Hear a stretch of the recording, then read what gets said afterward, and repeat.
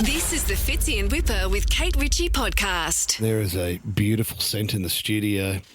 Because this man, he knows how to come in, and Fitz, can I also say he's got a brand new hairstyle. Guy Sebastian, welcome, buddy.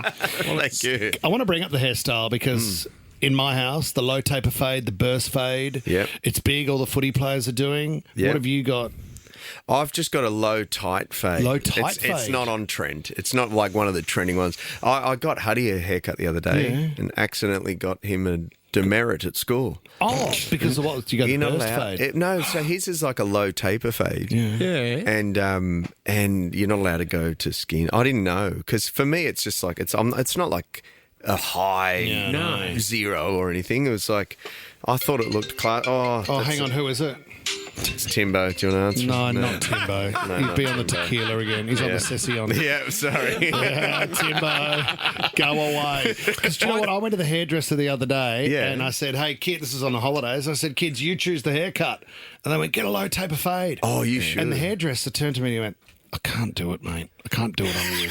I will not do it on you. It's like a doctor saying, I will not perform that cosmetic operation because you're not meant to have a tail. You think that he was caring about you. He didn't care about you. It was his own artistic integrity. Right, he didn't want his name on it. He did not want you walking around town telling everybody where I got it done. Yeah, and then next minute, there'll be all these middle-aged blokes going to him. Yeah. Trying to stay hip and fresh and relevant. That's me. And that'll be his market.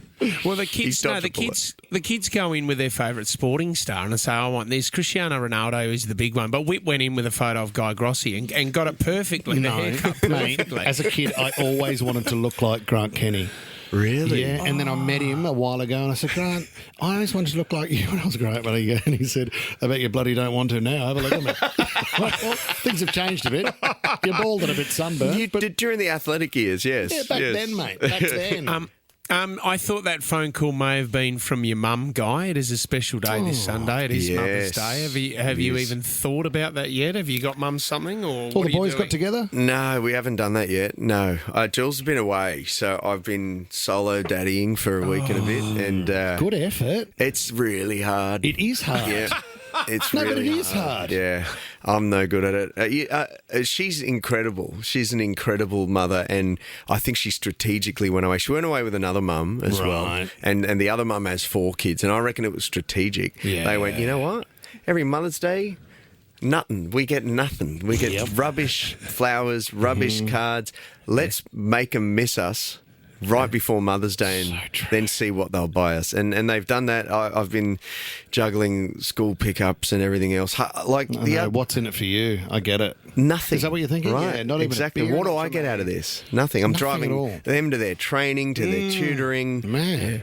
You're about to go overseas, aren't you? You got some festivals in the UK, Europe, so Jules will have to look after. Oh, that's the balance, is it? Oh yeah, no. She does it all the time. Like I go but away. You're working, mate. Oh, it's tough out there. You're flat out.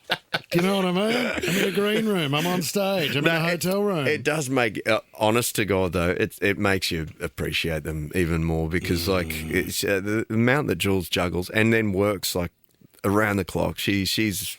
I'm very lucky. Very lucky. Mate, can we talk about the new song, Maybe? Because there's some great lyrics in there. One of them that I love. I know they say that good things come to those who wait. Why would I want good if I got great? Very good.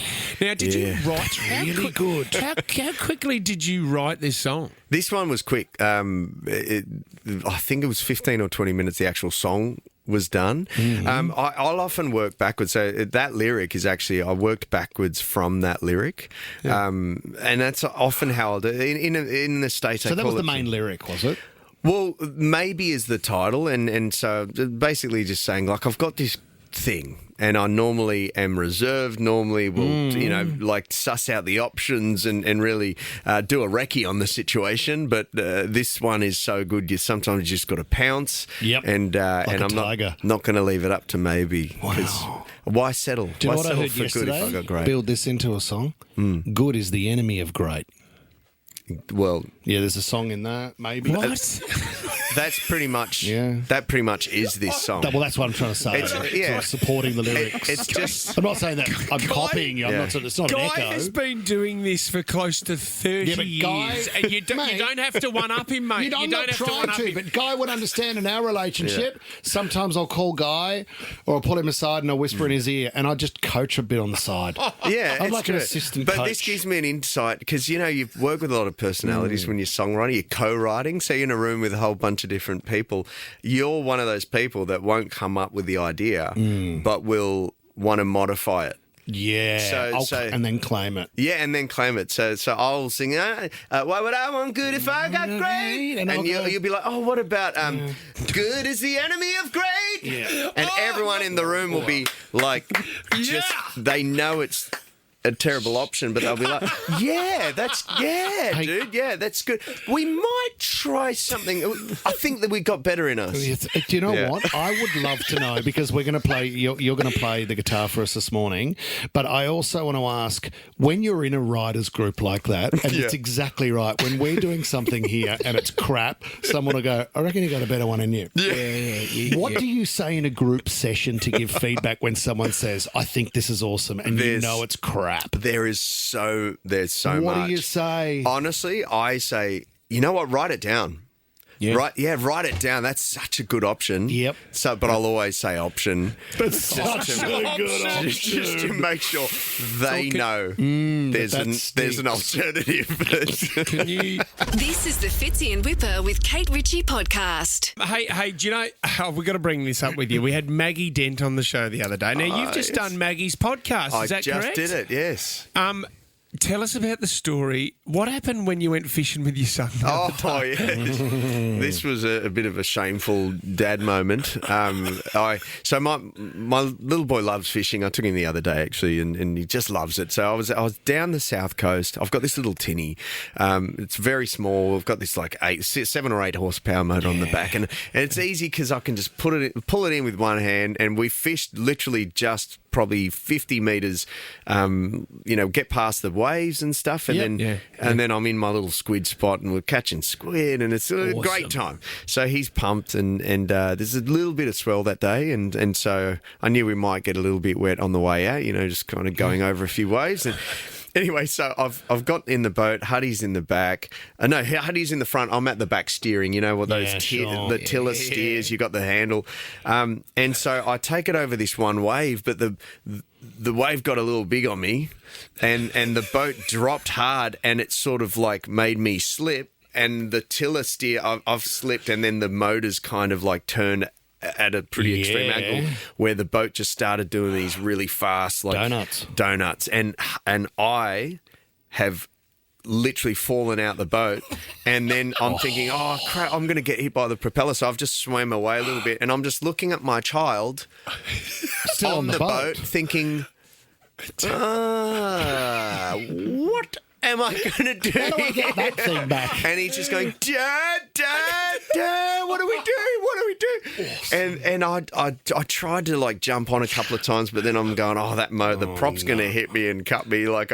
So I'm trying to like stay out of the way of the prop of the motor cutting me. So I'm doing these little like swimming away, then swimming in, trying to get on, couldn't up, missed it, swimming, and Huddy's freaking out, and he's going, I'm going to jump. I said, do not jump off, because I'm thinking he's going to get hit by the motor. Yeah, of course. And then eventually I've somehow like jumped onto the back and just ripped the little there's a cord that the lanyards. What's it called, the lanyard. key kill switch. The kill switch, that's the thing.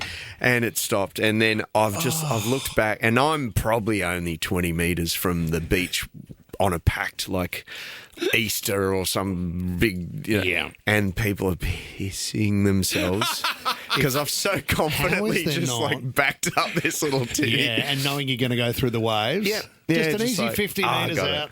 Yeah, I Do you got know it. what? I mean, if Guy Sebastian started an OnlyFans page for content that hasn't been released and that was filmed, I'd pay $4.95 to watch that. I don't think That would be no. fantastic to see. I'm not ruling it out. No, I'm not ruling it's it a out. very up and down industry. So you never know what I'll resort to at the Yep. bottom of the valley. Awesome. How did you?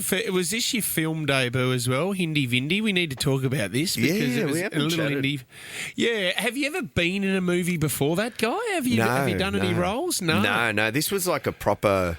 Like I had to play a character. Like you play good? a role. I think I was all right. Yeah, great. Yeah, I honestly think I took it very seriously. Like we've all got mates who are actors, right? And you interview them, and so you've got an immediate respect for their craft because you know how seriously they take it. Yep.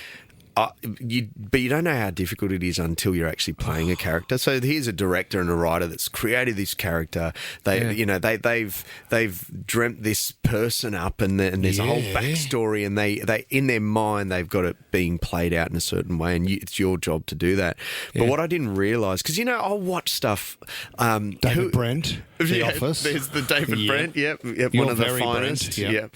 But there's like people who blow up, and you'll see these like leaked footage of Tom Colin Cruise Farrell and all these people that'll just blow up on set. You walked in my shot. Yes.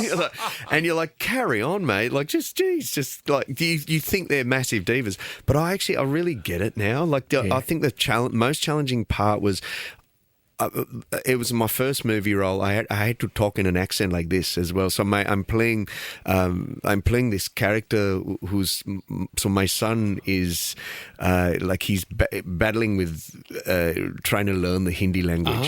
Yes. And he's my son. And initially they wanted me to be this real Aussie Ocker dad, Right. And they're like, your son, don't worry, he's got an accent coach. He's in India. He's an Indian actor, but he's got an accent coach. And I was like, hang on. How do you do that? I was like, guys, like, Aussie accent's really difficult. Like, how's he going with it? Because I can't just be this Ocker Aussie dad. No. If my son is like, g'day mate, like it's not going to work.